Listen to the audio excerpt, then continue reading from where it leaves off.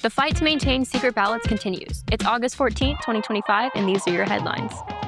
I'm Sydney Henry, filling in for Brandon Waltons, bringing you your daily headlines for today. A federal battle over ballot secrecy is unfolding in Harris County.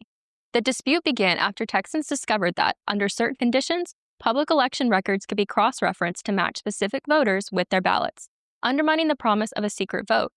The Secretary of State responded by telling local officials to redact any data that could link a voter to ballot choices. But some voters say this isn't enough. Houston attorney Kenneth Zimmern and voters William Summer and Caroline Kane, represented by the Public Interest Legal Foundation, sued the county in November 2024. Their complaint argues Harris County's record-keeping allows thousands of ballots to be traced to individual voters, violating the First and 14th Amendments. They cite 3 data sets: cast vote records tied to polling locations and ballot styles, electronic poll books with check-in times, and public voter rosters. In small precincts or low-turnout races, they say those pieces can be combined to identify how someone voted with extraordinary ease. County Clerk Tanisha Hudspeth doesn't dispute that government staff could access the necessary data, but notes such access would be unauthorized. The plaintiffs seek a court declaration recognizing a constitutional right to a secret ballot and an order barring officials from viewing or releasing any information that could reveal an individual's vote. They've requested an in-person hearing to demonstrate how the records can be matched. Houston's mayor has blocked an $8.3 million payout to a construction firm whose owner pleaded guilty in the city's public works bribery scandal. In January, Joseph Neary, charged in the city's public works scandal with felony bribery and tampering with a government document, pleaded guilty to a misdemeanor count of offering a gift to a public servant. As part of his plea deal, the felony charges were dropped. Prosecutors had alleged that Neary paid more than $77,000 to Patrice Lee, then manager of the Public Works Department, over a 10-month period while Neary Construction was being awarded multiple city contracts. One of those contracts was on the agenda for Wednesday's Houston City Council meeting. Agenda Item 15 recommended that Neary Construction, LLC, receive a payout for completed work totaling more than $8.3 million. According to City Chief Procurement Officer Jedediah Greenfield, the company had finished more than half of a paving and drainage project before criminal charges were filed.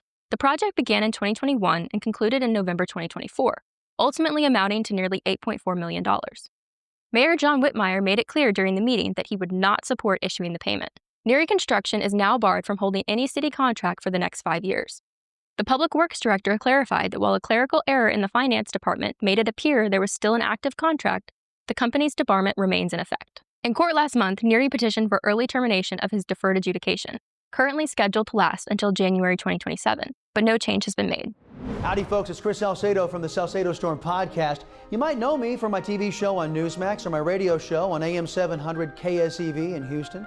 As a veteran broadcaster, author, and conservative political analyst, I've teamed up with Texas Scorecard to take a no-nonsense approach to the toughest questions Americans are wrestling with every day. Join me on the Salcedo Storm podcast, where I challenge the status quo and bring you fresh perspectives on the national, state, and cultural news. Tune in weekdays, available wherever you listen to podcasts. A longtime Texas school bus driver has been sentenced to 30 years in prison after admitting to possessing thousands of images of child sexual abuse material, including victims as young as infants. Michael Paul Moorish, 78 years old, pleaded guilty on July 29th to possessing more than 500 depictions of child pornography, a first-degree felony. Moorish had driven for Navarro ISD for 13 years before his September 2023 arrest, when he was immediately fired. The Comal County Criminal District Attorney's Office said a tip to the National Center for Missing and Exploited Children led investigators to Moorish's New Braunfels home, where they seized devices containing thousands of illicit images and videos. Moorish told authorities he had been viewing such material since 2005, 5 years before starting his job with the district. His case comes amid a wave of educator sexual misconduct cases in Texas, with thousands of complaints reported to the state since 2021. For more of today's stories, go to TexasScorecard.com.